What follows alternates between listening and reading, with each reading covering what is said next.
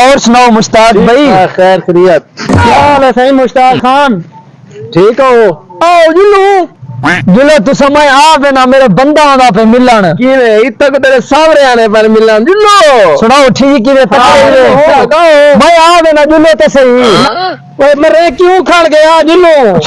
سنو میرے تھوڑا جا مسئلہ بن گئے جنگے درد پہ گئے ایویں پہ گئے جی جنگ گوڑے درد پہ گئے جات بھی درد پوندے تو جلو گھر میں دوائی گی دن کے آنا پیا آؤ جلو آؤ مشتاق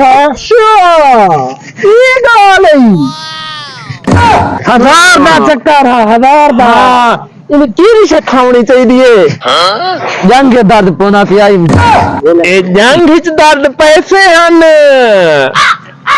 میں کیونکہ ڈٹھا میں بولا میں میں آتا جلو چاہ پینے حلوائی کھانے آئے